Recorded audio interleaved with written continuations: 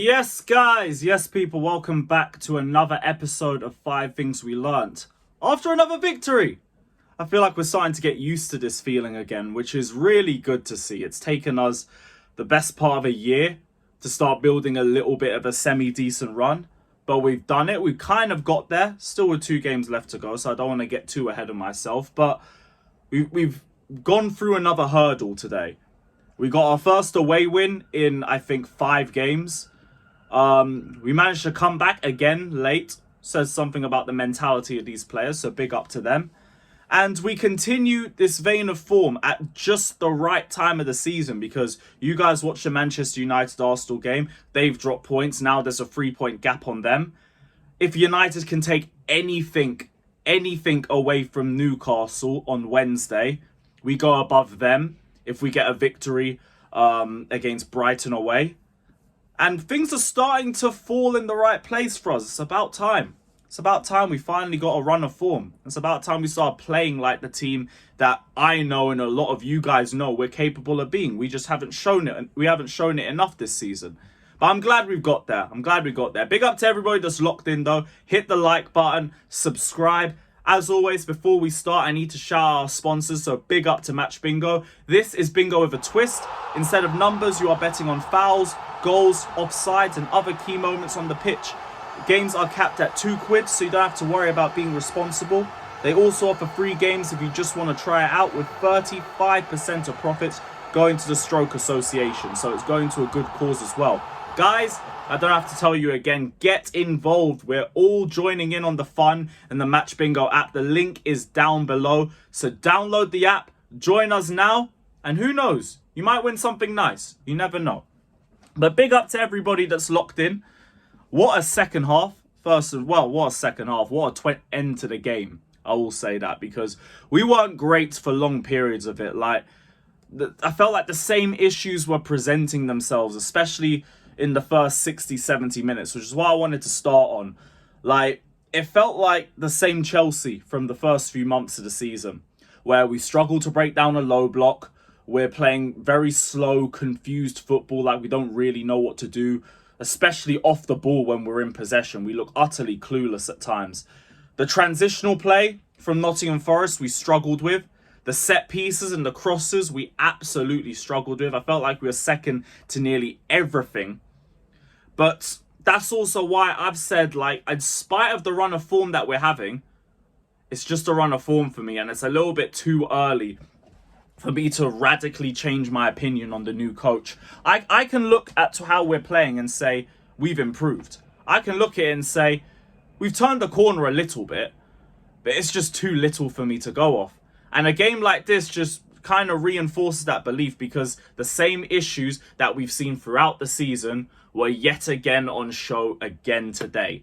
And that was my biggest concern coming out of this game, because I feel like the real improvement was the game management in the second half. And this is where I'm going to credit Pochettino. For everyone who said yesterday, oh, you didn't credit Poch for the subs, even though I literally did in the video. We're going to do it again, just to make sure you guys get it clear. So, the second point, Pochettino's game management was correct.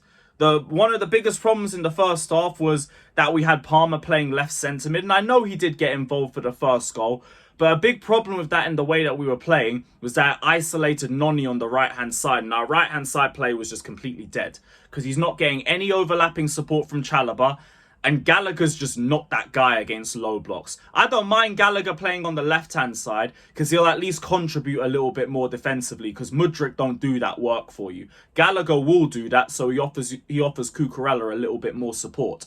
When you play him on the right-hand side, Noni's just left by himself. And that's another reason why we looked so toothless at large points of that first half. But we changed that. We switched Gallagher back to the right in the second half. We took Cucurella back a little bit further wide. And the substitutions were spot on. And that's my biggest praise for him. Some of them were relatively quick as well. I think we made subs before the 70th minute this time, which is a little bit of a rarity with us. But we made the right substitutions. We brought on Nkunku. We brought on Gusto, who helped solidify the right-hand side. Then you brought on Reece James and just turned the whole right side into an absolute cheat code. Sterling came on, got a goal. Like, I can't ask for anything more from the substitution. So, credit to Pochettino for the game management. Now you guys can't tell me that I've been too critical on Pochettino, because I genuinely feel like there's too many people waffling when it comes to that. Just because I haven't drank the Kool-Aid in 3 games like half this fan base has, people think it's an agenda. No, I've seen too much damage this season for me to flip-flop over 3 or 4 games. Why am I going to do that? If he is here next season, if he hits the ground running, we'll let him cook. I don't think he should be here next season. But if he is here next season, talk to me then. As for now, my opinion remains the same, because I'm not flip-flopping over a 3-4 game run. That would be ridiculous. What happens if we turn things round again and then we drop form and I say, Pocha, I come across like a massive flip-flop? I ain't doing that. But credit to Pochettino for the way he handled that second half, because he righted a lot of the wrongs that he set out in the first half. So I'll give him credit for that. Third point, Nicholas Jackson. Boy, that was a disaster class. And that reinforces my belief. Like, I get he's done well in his first season. He's got a good amount of goals, good amount of assists. I think the criticism for him has been harsh for a lot of the season. But we also probably could do with a more experienced striker, especially if you are going to keep Poch in the job next season. You need gunmen. You need experienced players, because the inexperience has been left out to dry for long parts of the season, because it's taken us this long to find a cohesive structure for them. So if we're going to do this next season with Pochettino, you need to start bringing in experienced players. So we need a number 9 coming in next season. Hell, to be honest, whether he stays or goes, you need to do that anyway. It's just maybe you could get by with a better manager, with a better structure next season. But even with that in mind, get a number 9 in, get me an Osimhen. I would like us to go for a Gyökeres, but apparently we've got no interest in him. Tony's also a good shout. He could potentially be on the cheap as well.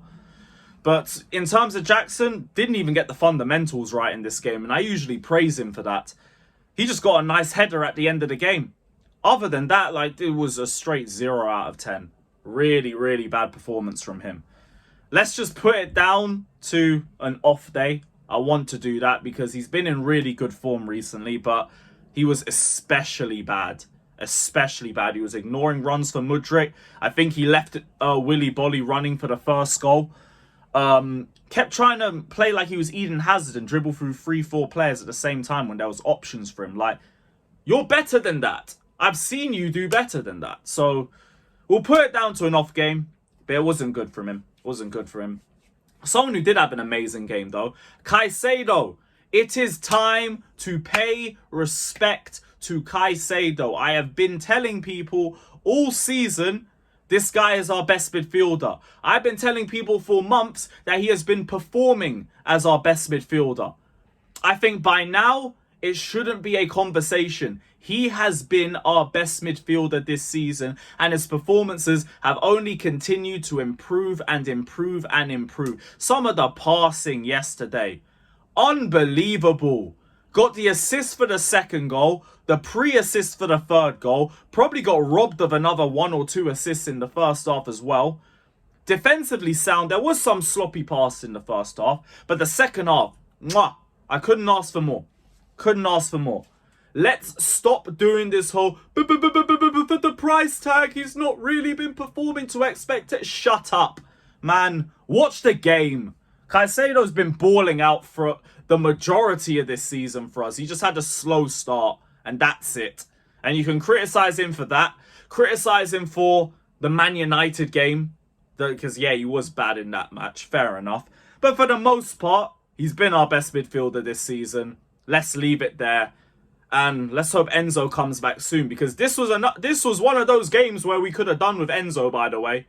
We could have really done with Enzo against that low block instead of Conor Gallagher. So no more of that, well, do you play better without Enzo? Man, get out of here. Get out of here. Last point, Reece James. Was he on for a minute before he scored that? Before he got that assist? Form is temporary, class is permanent. And Reece James is just class all over. I think he's, our 4th or 5th highest chance creator this season. And he's played, 7 games? There is a reason why, all due respect to Gusto, but when James is fit, James starts. Because James is up there with the best right backs in the world, if he's not already there anyway. The only argument is availability.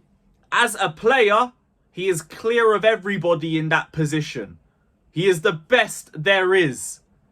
And let's just hope the surgery has saved him now. Let's hope the surgery has saved him, because I really, really don't want to be having uncomfortable conversations if he pulls up with another injury. Let's hope this is it now. Let's hope he's done, he's sorted, and he just cooks for the last 2 games and for the whole of next season. But yeah, big up to everybody that's locked in. Hit the like button, subscribe, all of that crap. And yeah, we are still Poch out, but up the Chelsea.